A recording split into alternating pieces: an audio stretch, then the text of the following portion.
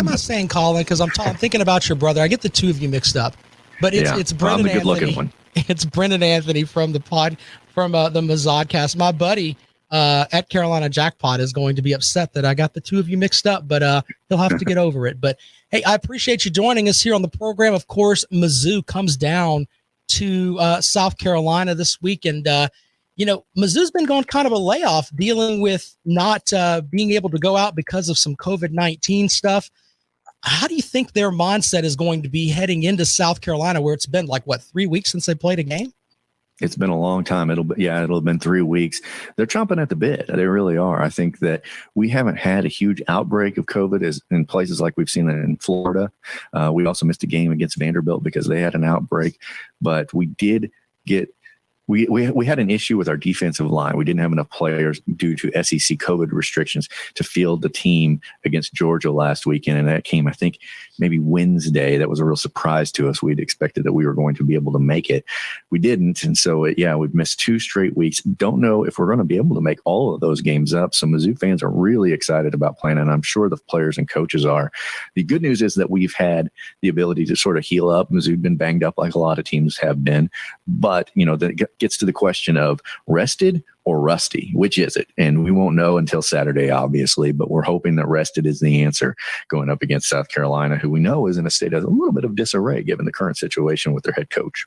Mizzou has a new head coach this year in Eli Drinkowitz, and I wanted to ask you a little bit about last season when kind of the wheels came off for Mizzou. I mean, there was a lot of talent with Mizzou last year with Kelly Bryant, the former Clemson quarterback. What do you think was the tipping point with Barry Odom as far as we've got to get rid of this guy if the program is going to improve? Well, I think the situation with Barry Odom really mirrors the situation that you all see it with Will Muschamp over at South Carolina, in that Barry Odom had a few steps towards getting better and the team looking a little better, but then he just had some catastrophic losses that really set them back. And then he had opportunities to sort of rebuild his image. I mean, he could have been fired a year before.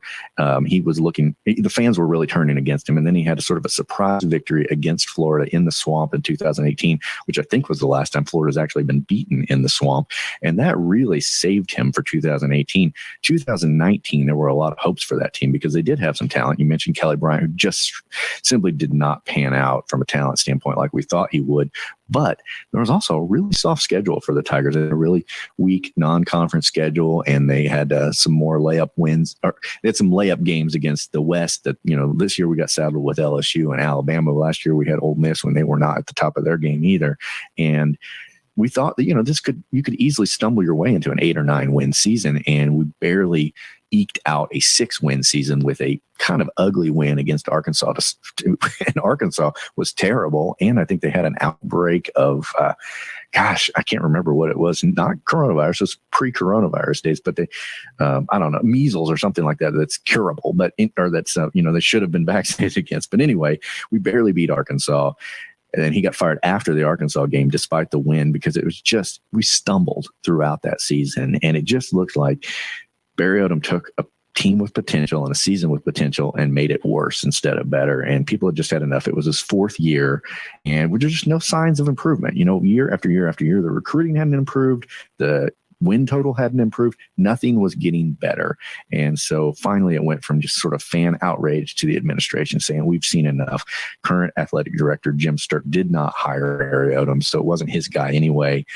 He was out the door after 2019. Well, there were some Barry Odom defenders, but they quickly sort of trailed off, and everybody got behind Drinkwitz very fast. Speaking of Coach Drinkowitz, give us an idea of the vibe that he brings to that Mizzou program that Barry Odom just didn't have. Well, I think the main thing that people have taken away about Drinkwitz prior to even football being played was his energy level. And I know that sounds like, how do you measure energy? But we landed a defensive player in Ennis Rakestraw, who was an Alabama player and had legitimate offers from Alabama. It was, a lot of kids say, Alabama offered me. Nick Saban was in his living room. This was a real offer. And he went to Missouri. And we were all very excited about that. Drinkwitz was on social media when he got the call that Rakestraw had chosen Mizzou, and he went absolutely ballistic. He was jumping up and down, giving people high fives, screaming. And I think a lot of people looked at that from outside the Mizzou area and like, that guy's going nuts over a 3-star kid. Yeah. What's the deal? That's not that big a deal. It's almost embarrassing. We looked at it at Mizzou. Like, it's nice to see somebody have some, excitement about this program, because Barry Odom was a very sort of never smile kind of coach. He was one of those guys that thought, you look like a good coach if you have zero emotions. Well, we got tired of that because he never won, and so Drinkwitz really does have an excitement that seems to be infectious with the young players. His recruiting immediately has gotten to be better than Barry Odom's. This next year, which will be his first full recruiting class, looks to be miles better than anything that Barry Odom did in his 4 years here. And then he's just sort of a crazy offensive guy. He reminds me a lot of Lane Kiffin in the way that he calls plays, and that he does a lot of unexpected, exciting things. Sometimes it make you want to pull your hair out because it's a little too crazy. But again, Barry Odom was just the most conventional guy in the world. I mean, if it was 4th down, he was punting, and it didn't matter if it was 4th and inches from the 2 or if it was you were backed up to your own 2. He was going to punt. And you never know what Drinkwitz is going to do. And that, to this point, it's been exciting.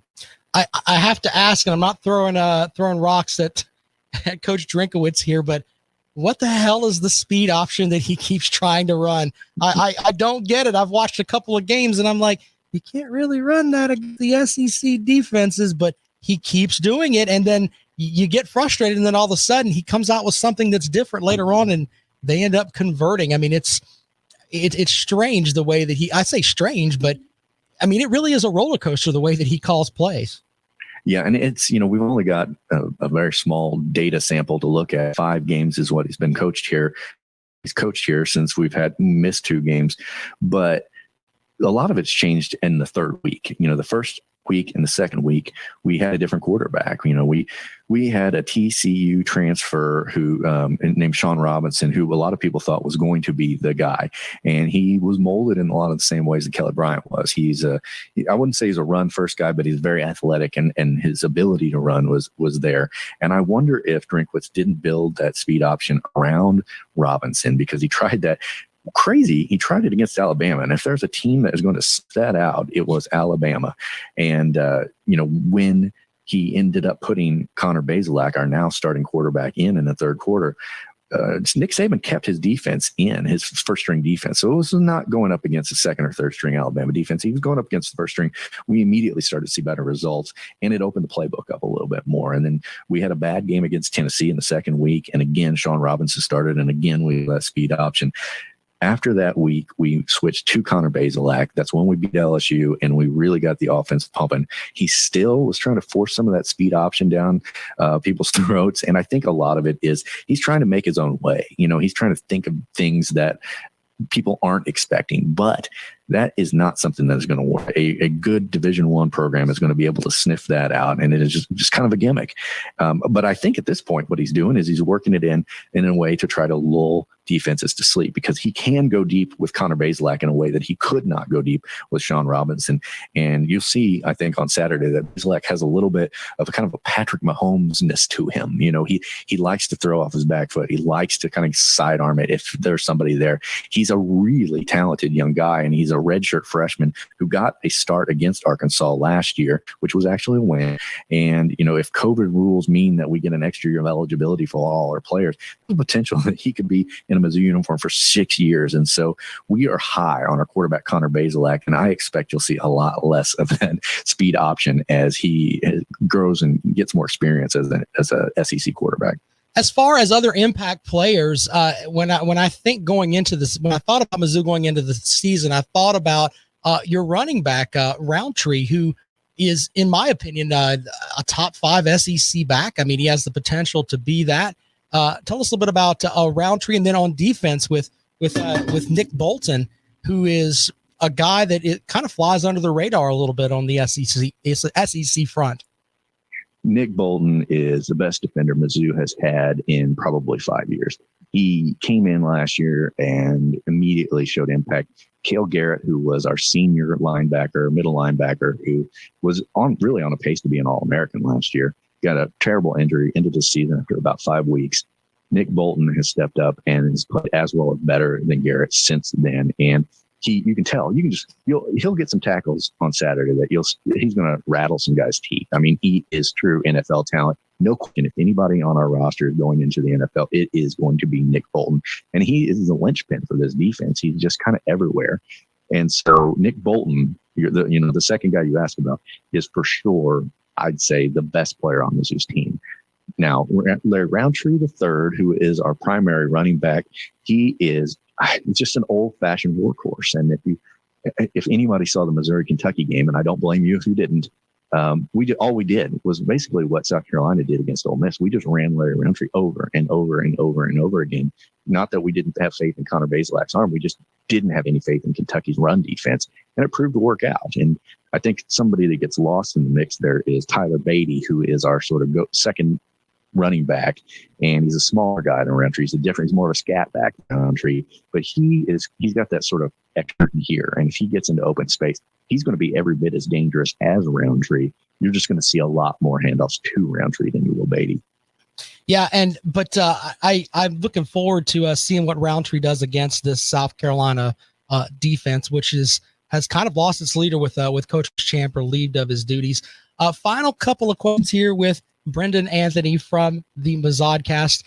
The rivalry between South Carolina and Mizzou. How do the Mizzou fans see that rivalry? Is it a big deal up in Columbia with these two teams? We joined the SEC back in 2012, and I think we were eager to have a rival in this conference. They were trying to force Arkansas down our throat, and Arkansas didn't want us, and we didn't want Arkansas.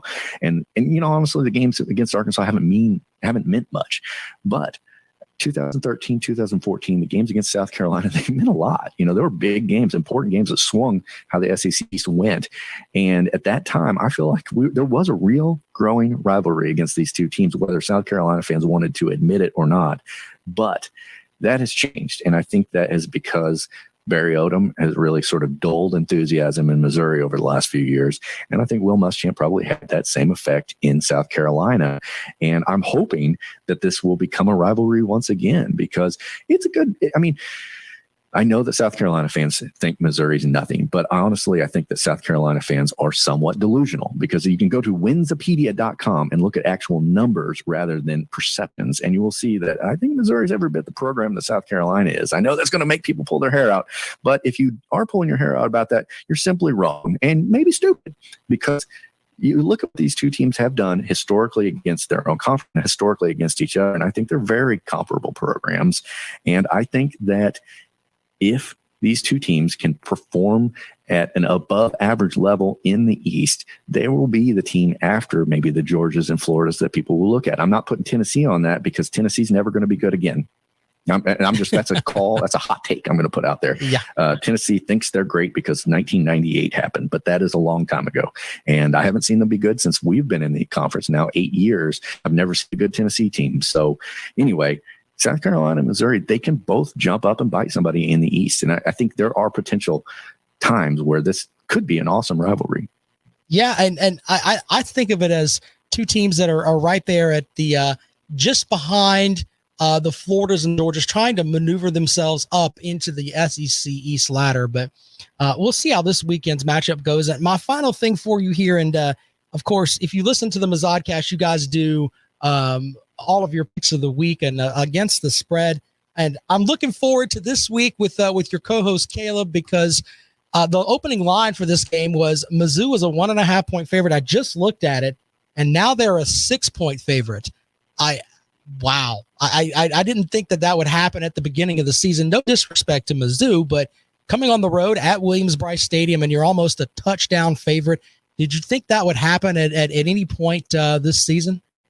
Well, I'll tell you that the fact that Will Muschamp is worth 5 points is shocking to me. I mean, honestly, South Carolina not having Will Muschamp on their sidelines, I would have given them more points. You know what I mean? I think that would have helped South Carolina. That's how we viewed Will Muschamp as far as his ability. So it is surprising to me that it was that big of a point jump as well.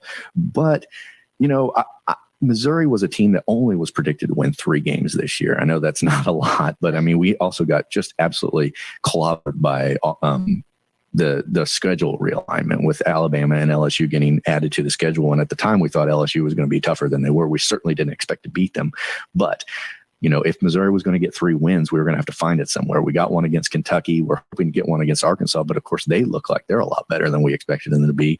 South Carolina was the only other place we looked at as possible thought that we might have a win.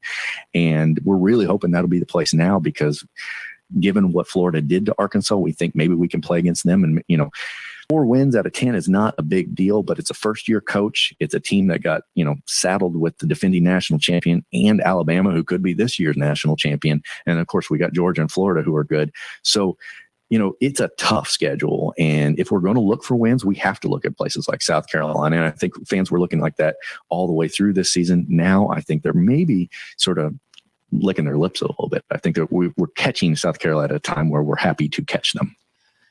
Brendan Anthony from the Mizzoucast. Tell folks where they can find the Mizzoucast and some of the great stuff you guys put out on Twitter. Yeah, so we're on all this, podcasting forums, iTunes, Spotify, you name it.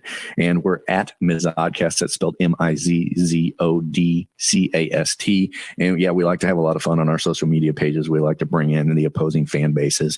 It's all in good fun, but we like to rib and give as good as we get. So anyway, yeah, come along, join us at least this week and hear what we think the game's going to be like. And a lot of times, we invite people to listen how wrong we are, because that happens a lot too.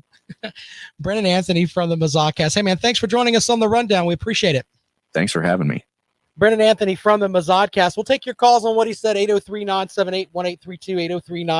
803-978-1832 is the number to call. If you want to join us here on the Rundown, of course, here on Fox Sports Radio 1400, he had a lot of interesting comments there, especially with Mizzou and where they are now. And I think that Mizzou, they want to be or South Carolina wants to be where Mizzou is right now. So with that, what I mean by that is a young offensive coach that's uber excited to be there, flipping out over 3-star recruits. So there's that. Think about that. I think that's where South Carolina wants to be. And of course, Coach Drinkowitz has an interesting career, of course, was at App State. Angie Online tells me he was at Boise State for a while. So, he's been all over the country and now is trying to make his mark at Mizzou. But I think that's kind of the model that South Carolina fans should want. Mizzou came into this season. Nobody thought they were going to beat LSU. Nobody had a clue about that. Nobody thought that they could beat Kentucky. Yes, I think, who was it? They haven't played Georgia yet. The other games, they didn't really look very over the top, losing to Florida, losing to Alabama, the 2 best teams in the conference. But going into the season, if you would have told me they were going to beat LSU and Kentucky, I probably would have been like, wow, really? Okay. Interesting matchup on Saturday night, though, with South Carolina. Is South Carolina going to play like, the old wounded animal type thing? The whole back of their secondary is going to be completely different. And you know what? I don't mean to sound like I'm crazy morbid here, but the reality is that when you really stop and think about it, the back of the secondary hasn't been very, very good. I know that they're guys that are supposed to be in the NFL, but the Gamecocks gave up the longest pass play in Ole Miss history the other night. In the history of Ole Miss football. So maybe it's time to get some of these guys that are going to be there next year anyway and give them a look. Why not? I have a mold for what I think that interim coach Bobo should do. We'll talk about that when we come back. You're listening to The Rundown. This is Fox Sports Radio 1400.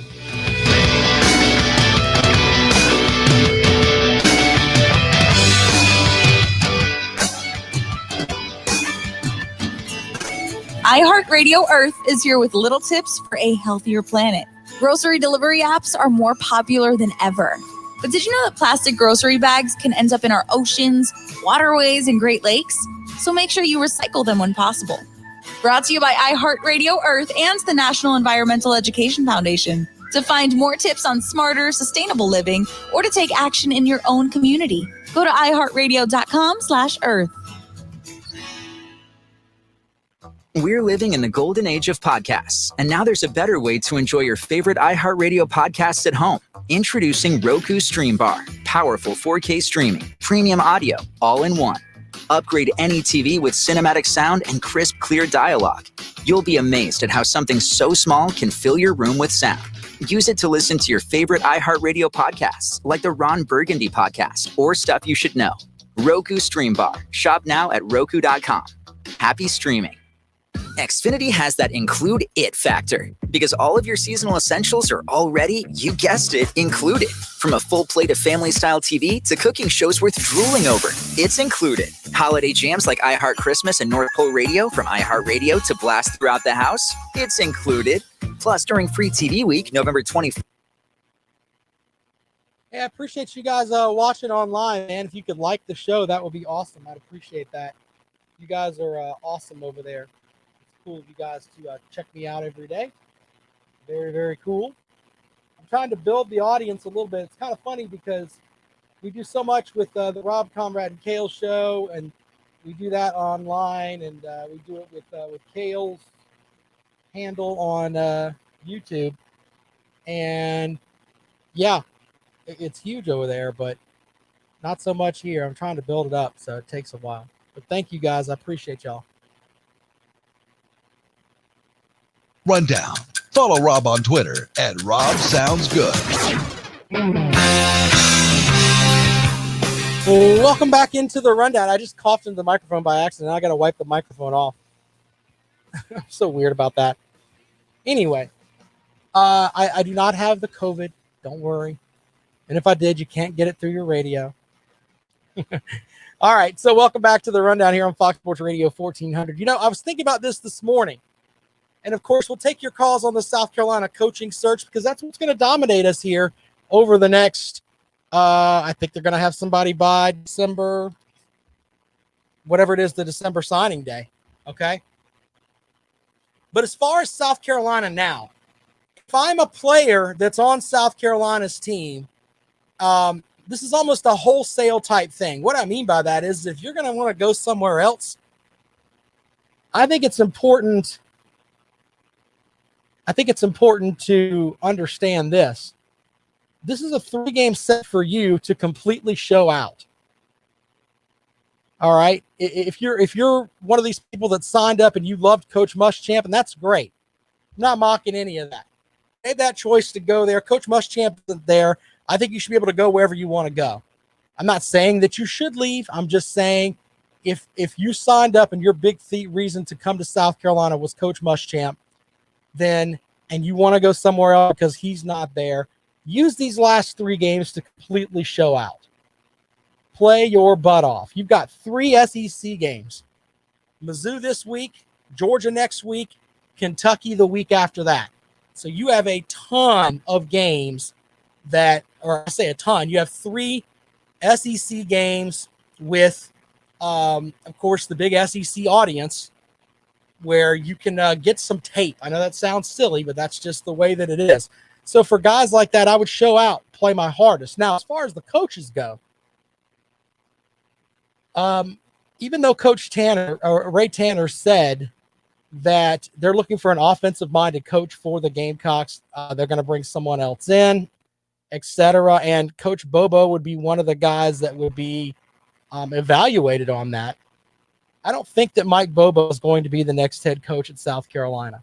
I think, and Justin Hall said this the other day, the host of the 5th Quarter postgame show, if they go 3-0, are they going to make Mike Bobo the head coach? I don't think so.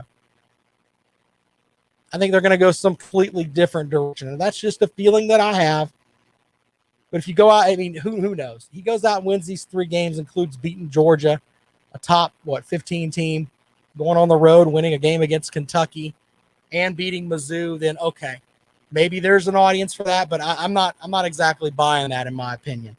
All right. But the reality is they're going to bring somebody else. But if I'm Coach Bobo, I'm going to take these last 3 games and I'm going to play as hard and get my guys motivated as hard as I can. I don't want it to be I'm just rolling out there as my family packing up and leaving. And I don't think Coach Bobo is going to do that anyway. But for the coordinators and everything else, especially on the defensive side of the ball, I would be absurdly aggressive. Seriously. Absurdly aggressive. You know, Travian Robertson's over there, still the defensive coordinator. I would be calling up and dialing up exotic blitzes and everything else that no one's ever seen. And if you get burnt on some of them, so what? Don't go out with a whimper, man. Remember Sean Elliott when he left here? They lost to Clemson 35-31, but that team, that South Carolina team, I think they finished 3-9, but they took Clemson to the brink. So I think that's kind of the way that it should be with these games. What do you have to lose by playing as hard as you possibly can, dialing up stuff that you've never used before? That offense, I'd be running trick plays. I'd run 3 quarterbacks out there, whatever.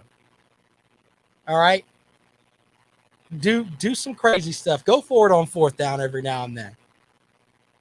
I'm not talking about going like Lane Kiffin does, but go for it a little bit. Being conservative right now gets you nowhere. Okay. So the adage that I have for all of them, if they're listening to the show, and I hope that they are, very simple. Go as hard as you possibly can. 803-978-1832, 803-978-1832. You know, when you really stop and look at it, if they go out and win these 3 games, that could help in the coaching search. People haven't really talked about that. If you have a group of guys that have decided, you know what, everybody and their brother has said that we are absolutely not very good, but we sure showed them.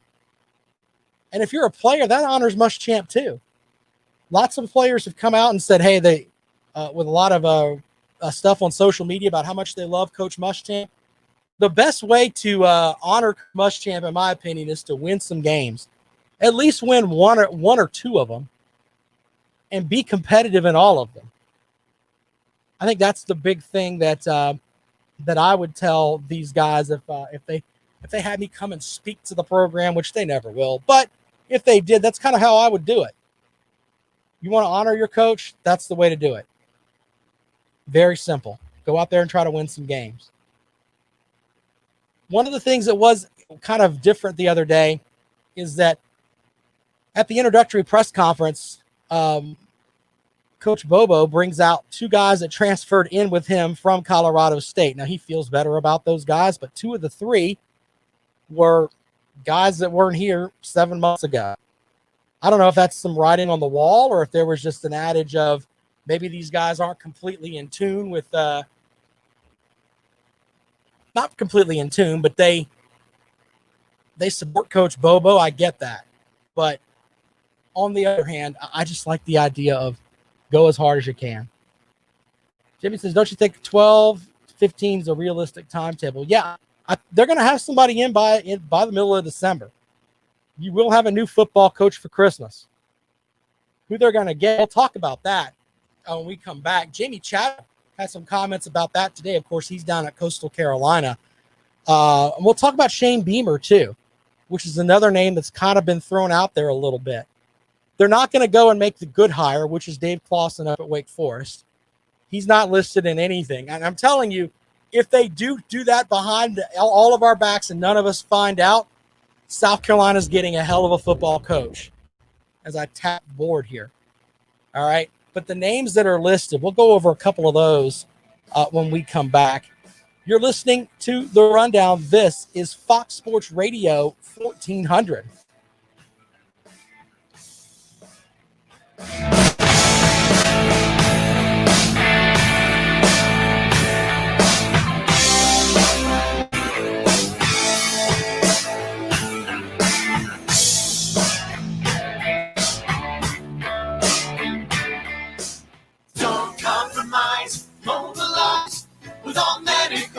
Hi, it's Gary David. If you or a loved one is facing challenges at home with mobility and daily activities, All Medical can help. They've been in business nearly 30 years and have earned a great reputation. Read dozens of reviews. Yeah, I think they're going to have somebody before signing day so that the recruits can know who's going to be here. So that's kind of a big thing. Not that the the recruiting class is anything that's light years ahead of time. I think that, man, you got to get somebody in here quick that's going to light some stuff on fire just to keep the guys that you've got. But that's just me.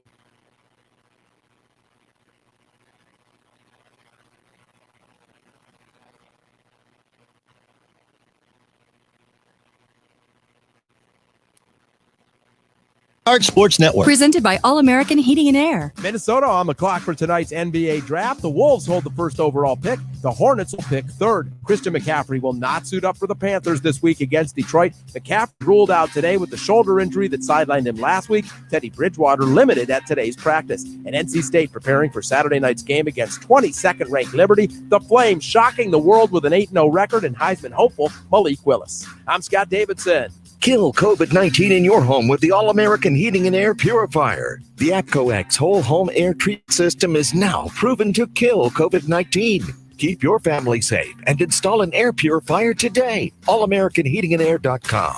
It's sports radio done only the way Fox can do it. Always something to talk about, always controversy. And You're listening to Fox Sports Radio 1400.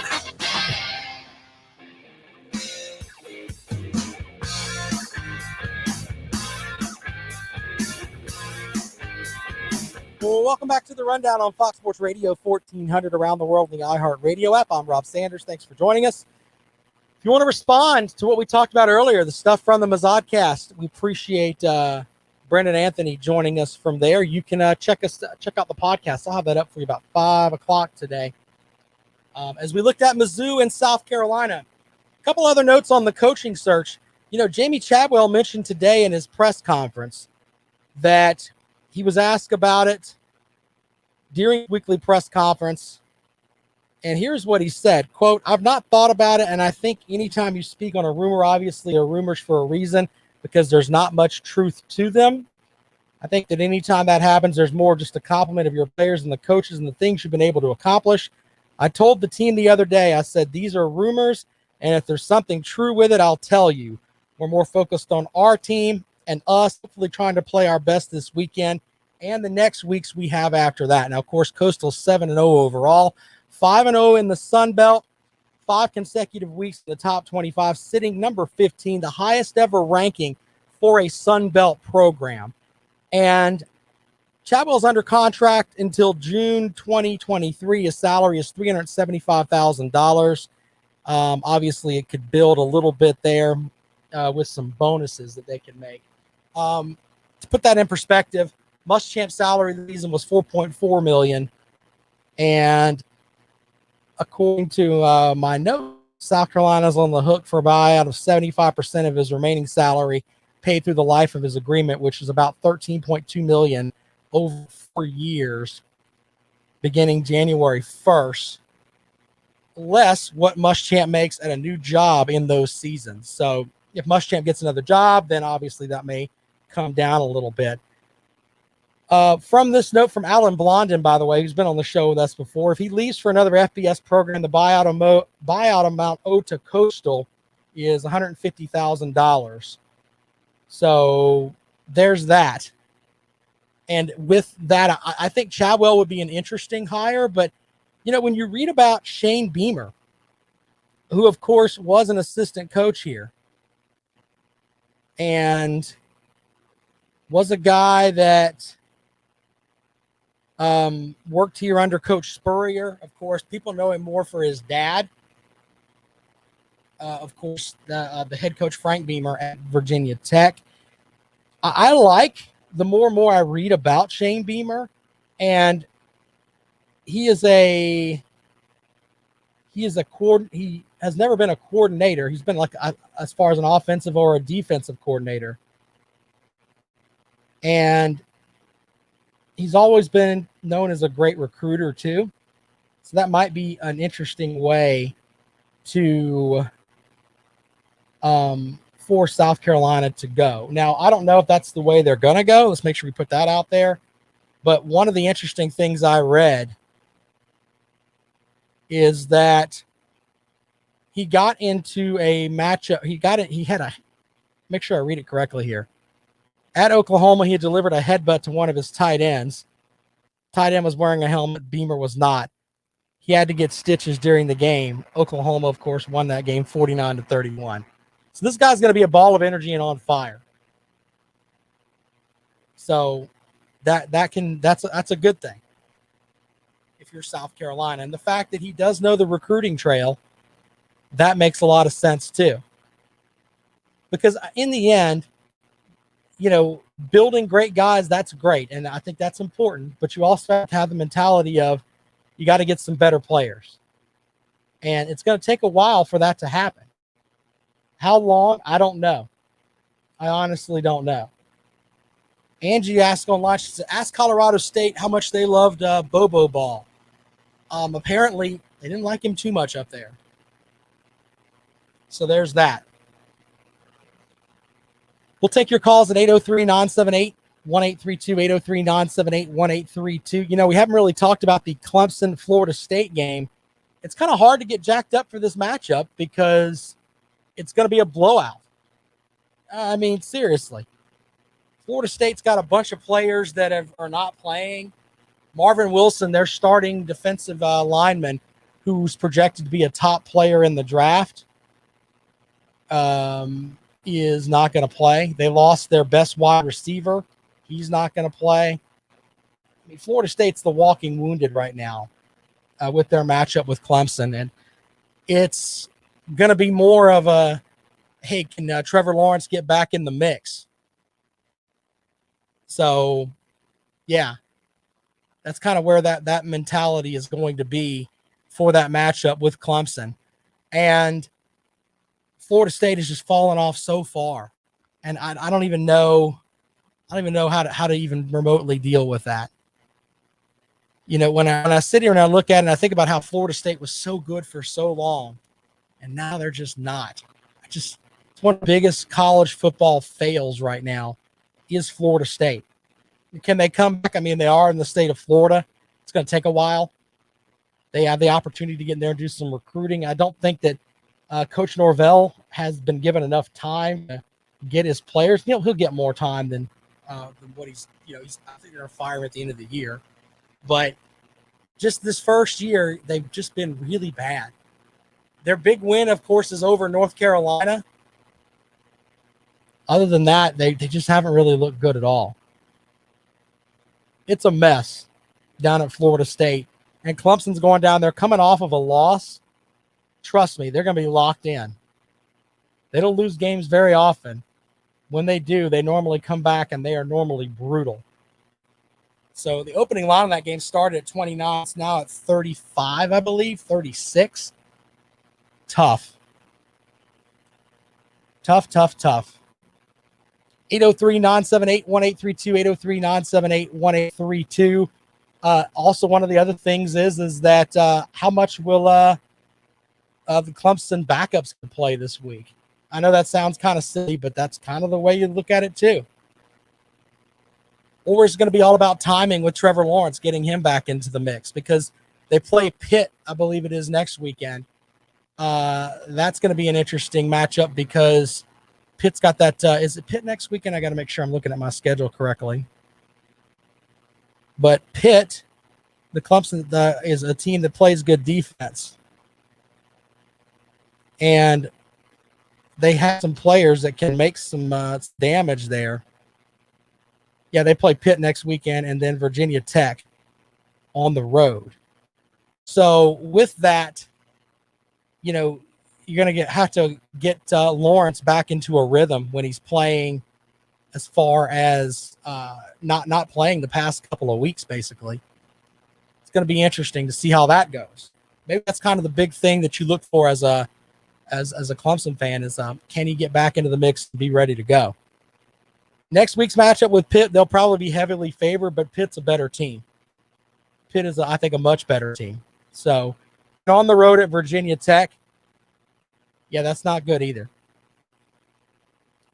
As far as playing there in December, I think that's going to be interesting, but Virginia Tech looks like they're kind of just going through the motions.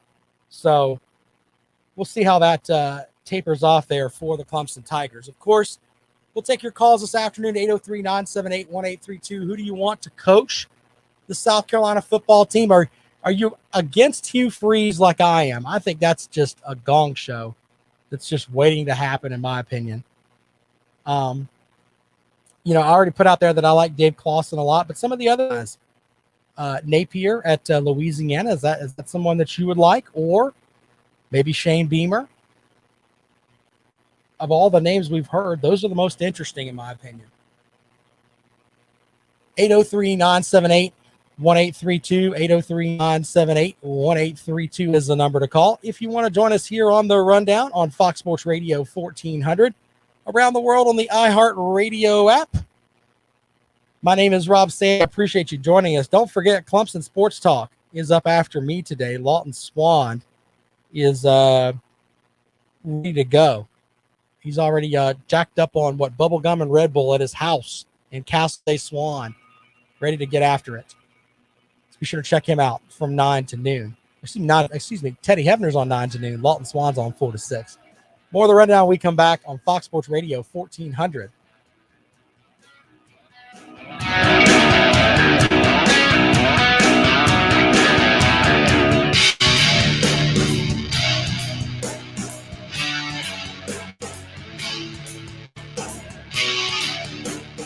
If you want to get your business on the radio and you don't need help from a professional, you really need to check out iHeartAdBuilder.com. Not only is it extremely affordable, online, customizable, and heard by 9 out of 10 Americans every month, it's just so easy. You can even make your own radio ad all from your smartphone, wherever you are. Click, listen, approve, and get your ad on air. Get started today at iHeartAdBuilder.com. That's iHeartAdBuilder.com. Welcome to Zip Poll USA, Down the Pike edition. For the latest opinions direct from the Zip Poll USA app, here's Christina Staffo. Good news on the vaccine front, with Pfizer saying its vaccine is proving more than 90% effective in late-stage clinical trials. Health and Human Service Secretary Alex Azar says distribution will begin as soon as possible. We will have enough vaccine by the end of December to have vaccinated our most vulnerable citizens in nursing homes and otherwise, and by the end of January, enough for all healthcare workers and first responders, and enough for all Americans by the end of March to early April. It's going to take 2 treatments and 28 days to kick in. Do you plan to get it? The majority at 64% say yes, sign me up. And the trials thus far have not included kids or pregnant women. Do you think the data should be collected before it gets distributed to everyone else? A lot of Zip pollers say yes, 75% want to keep testing. Even after the announcement, Michigan Governor Gretchen Whitmer says, don't stop keeping yourself safe. Especially as we gear up for what is going to be a challenging winter. Do you think news of a vaccine will give people a false sense of security and we'll see less masks as a result? 57% of Zip pollers say yes, it's just what people do. But 43% have way more faith in their neighbors and say, no, we're going to stay diligent. Thanks, Christina. Download Zip Poll USA in your favorite app store today. Share your opinions and make sure your voice is heard. We'll have poll results every day on the trending topics taken directly from the Zip app. Paid for by Zip Poll USA. Orangutans. They're beautiful, playful, and majestic, and disappearing. Every day, as many as 20 orangutans vanish. They starve to death when their homes are destroyed or are killed when they stray into villages in search of food. International Animal Rescue is fighting for the survival of the critically endangered orangutan. But we can't do it without you. Please visit internationalanimalrescue.org and help us save orangutans before it's too late. That's internationalanimalrescue.org. I am Steve Smith Sr., and on my new podcast, Cut to It, we're talking to your favorite athletes. The New Orleans Saints, Malcolm Jenkins. How long did it take for you to take that first step to talk to a therapist? My body felt like it was in fight or flight. And I'm like, I can't do this anymore. iHeartRadio's #1 for podcasts, but don't take our word for it. Find Cut to It featuring Steve Smith Sr. on the iHeartRadio app or wherever you get your podcasts. Fox Sports Radio 1400. Online at foxsportsradio1400.com. On your phone with the iHeartRadio app and on hundreds of devices like Alexa, Google Home, Xbox, and Sonos. An iHeartRadio station.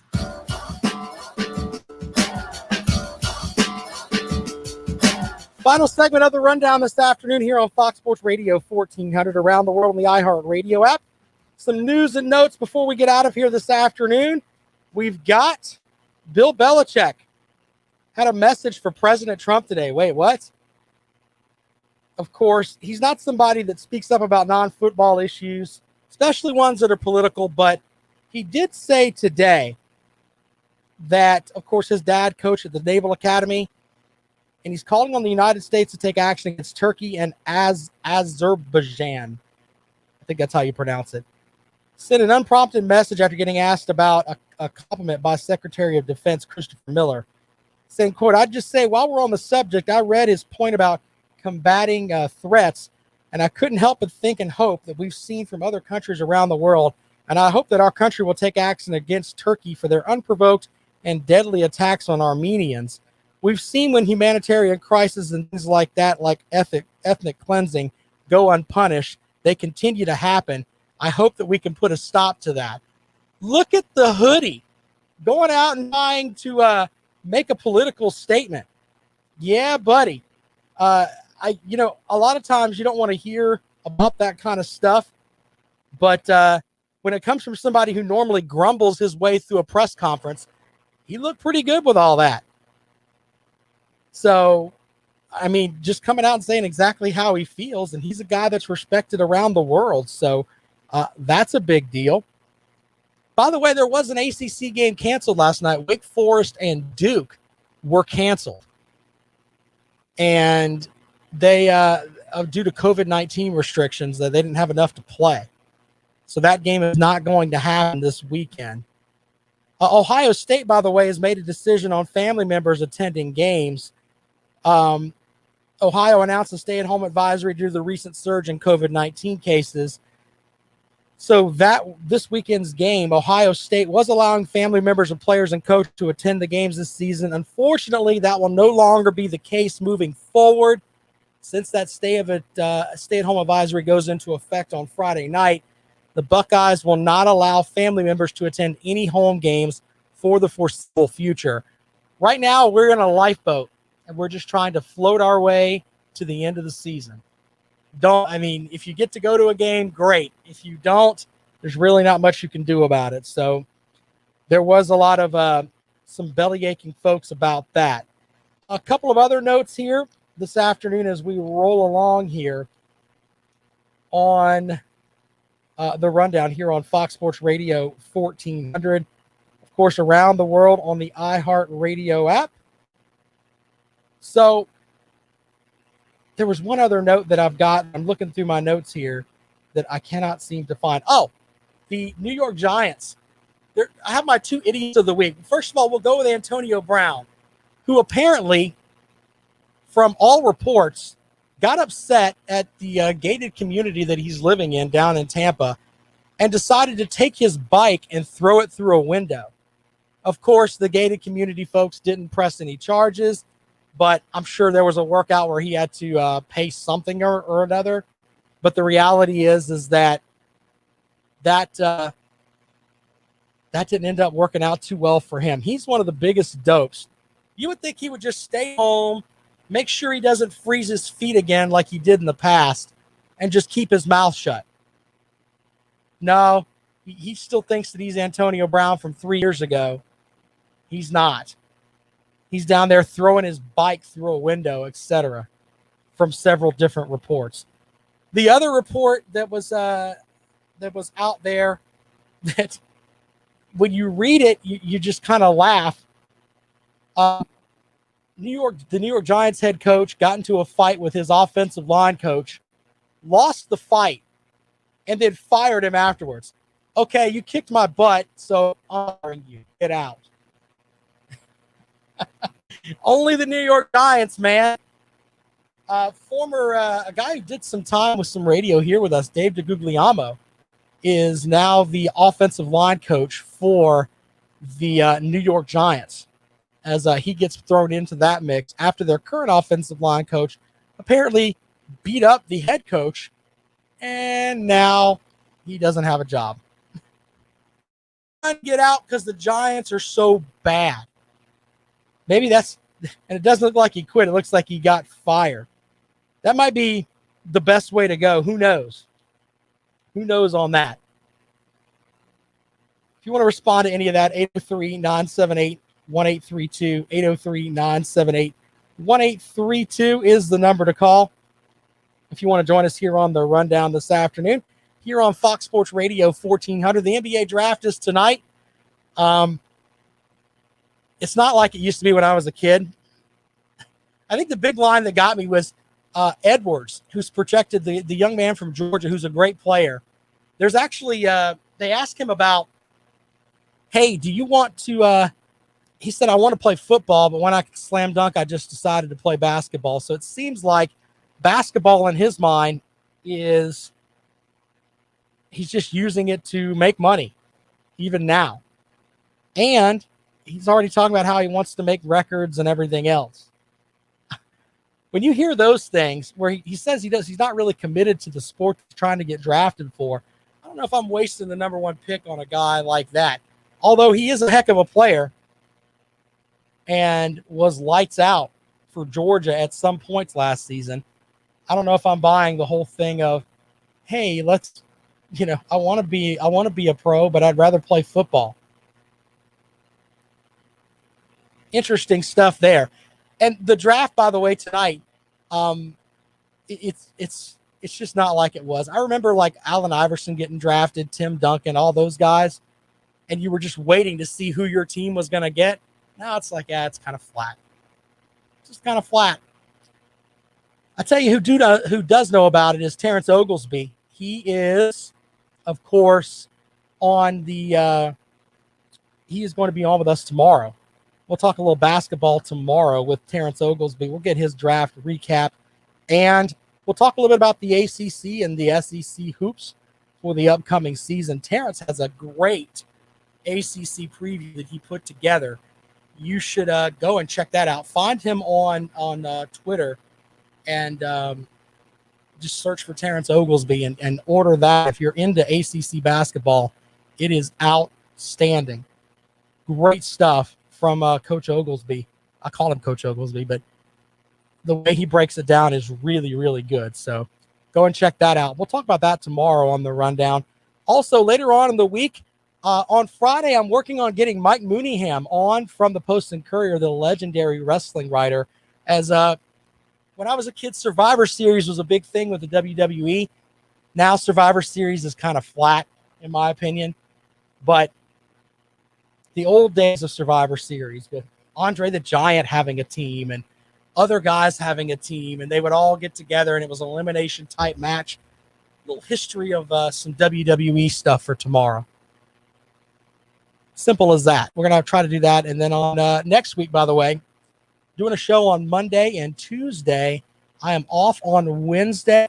For the rest of the week, we'll be off on Wednesday, Thursday, and Friday for Thanksgiving. So we'll preview everything up on Monday and Tuesday and get you set up for Thanksgiving as we roll right into the holiday season here on the rundown. Don't forget, Lawton Swan from Clemson Sports Talk is next. He is the czar of Clemson Sports. Be sure to check him out from 6 this afternoon. Teddy Hefner's on tomorrow from 9 to noon. More of the rundown tomorrow. I'm on Twitter at Rob Sounds Good. We'll see you then.